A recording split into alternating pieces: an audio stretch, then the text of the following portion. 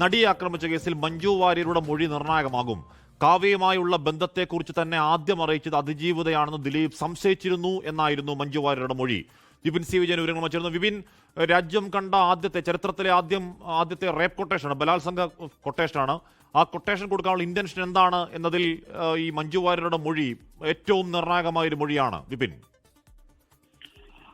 അതെ ആഷ്മി, ഇനി മണിക്കൂറുകൾ മാത്രമാണ് നടിയെ ആക്രമിച്ച കേസിൽ വിധി വരാനുള്ളത്. ആ സമയത്ത് വളരെ പ്രധാനപ്പെട്ട ചില വിവരങ്ങൾ കൂടി പുറത്തു വരികയാണ്. അതിൽ നമുക്കറിയാം, ഈ കേസിന്റെ തുടക്കം മുതൽ ആദ്യം ഉണ്ടായിരുന്ന മൊഴികൾ മാറ്റിയവർ പലരാണ്. അതിൽ 28ഓളം ആളുകളാണ് മൊഴി മാറ്റി പറഞ്ഞത്. പക്ഷേ അന്നുള്ള അതേ മൊഴി തന്നെ ഉറച്ചു നിൽക്കുന്ന ഒരാളാണ് മഞ്ജു വാര്യർ. മഞ്ജു വാര്യരുടെ മൊഴി ഇപ്രകാരമാണ്.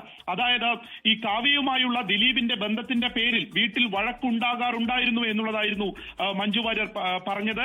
ആദ്യം ദിലീപിന്റെ ഫോണിൽ നിന്നാണ് ഈ വിവരങ്ങൾ മഞ്ജു വാര്യർ അറിയുന്നത്. കാവ്യമായുള്ള ബന്ധത്തിന്റെ ചില സൂചനകൾ, ചില വിവരങ്ങൾ ദിലീപിന്റെ ഫോണിൽ നിന്ന് അറിയുന്നു. പിന്നീട് അത് ഈ ആക്രമിക്കപ്പെട്ട നടിയോട് അതേക്കുറിച്ച് ചോദിക്കുന്നു. അങ്ങനെ കാവ്യമായുള്ള ബന്ധത്തെക്കുറിച്ച് തന്നോട് ആദ്യം പറഞ്ഞത് ഈ അതിജീവിതയാണെന്ന് ദിലീപ് സംശയിച്ചിരുന്നു. അത് വലിയ തോതിൽ തന്നെ സംശയിക്കുകയും അത് മറ്റു പലരോടും ആ രീതി തന്റെ ജീവിതം തകർത്തത് ഈ നടിയാണ് എന്നുള്ള നിലയ്ക്ക് പറയുകയും ചെയ്തു എന്നുള്ളതായിരുന്നു മഞ്ജുവിന്റെ ഒരു മൊഴിയുള്ളത്.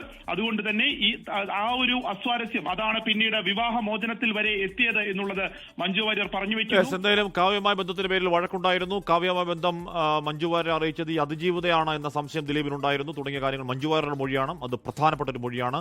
ഈ കേസിൽ ക്രിമിനൽ ഗൂഢാലോചന ഉണ്ടെന്ന് ആദ്യം പറഞ്ഞത് മഞ്ജു വാര്യരാണ് എന്നതുകൂടി അതിനോട് ചേർത്ത് വായിക്കാം. എന്തായാലും നാളെ ഈ മൊഴികളുടെ ഒക്കെ ഒരു അന്തിമ ഫലം നാളെ അറിയാം.